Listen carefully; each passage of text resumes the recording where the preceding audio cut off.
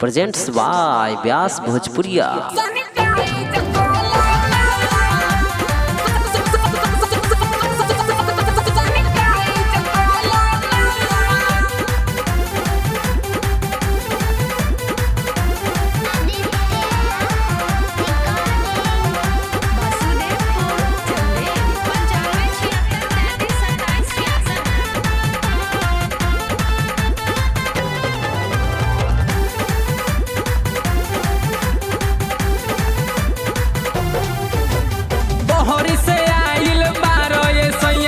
Side चलो ना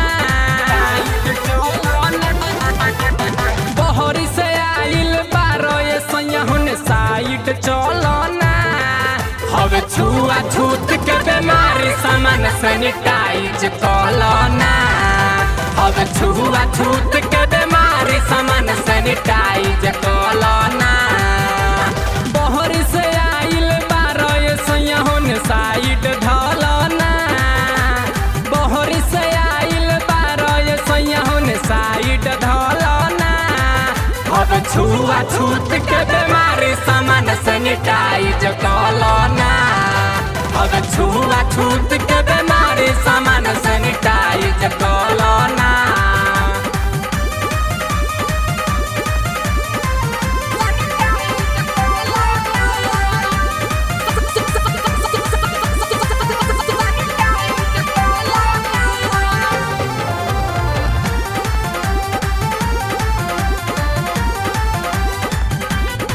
presents by Vyas भोजपुरिया।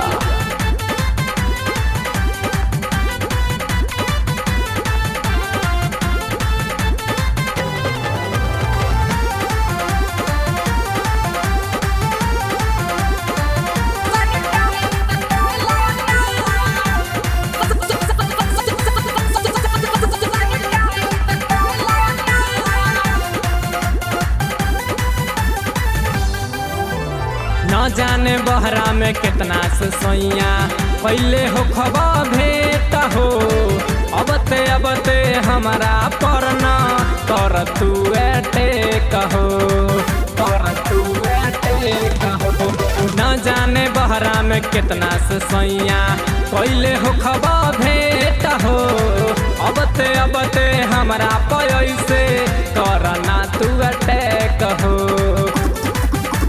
कुछ दिन जाके स्कूल में क्वारंटाइन कलो ना कुछ दिन जाके स्कूल में क्वारंटाइन कलो ना अब छुआ छूत के बीमारी सामान सैनिटाइज कलो ना अब छुआ छूत के बीमारी सामान सैनिटाइज कलो ना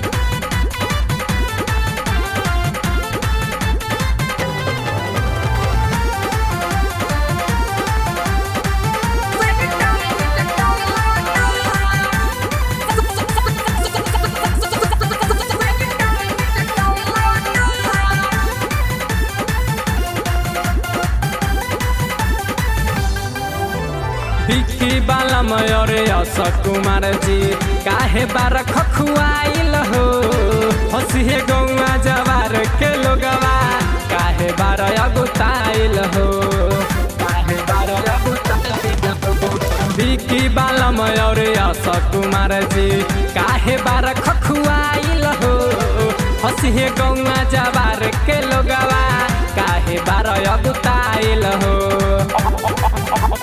अपने से जाके हॉस्पिटल पर सोइया इलाज करा लो ना अपने से जाके हॉस्पिटल पर सोइया इलाज करा लो ना अब छुआ छूत के बीमारी सामान सैनिटाइज कलो ना अब छुआ छूत के बीमारी सामान सैनिटाइज कलो ना अरे कलो ना बहरी से आइल बारो ये सैया होने साइड चलो ना। बहरी से आइल बारो ये सैया होने साइड चलो ना। हवे छुआ छूत के बीमारी सामान सैनिटाइज कलो ना। हवे छुआ छूत के बीमारी सामान सैनिटाइज कलो ना। बहरी से आइल बारो ये सैया होने साइड ढलो ना। बहरी से आइल बारो ये सैया होने साइड ढलो ना। हवे छुआ छूत के बीमारी सामान सैनिटाइज कलो ना। हवे छुआ छूत के बीमारी सामान सैनिटाइज कलो ना। Aditya recording studio Vasudevpur Chandel.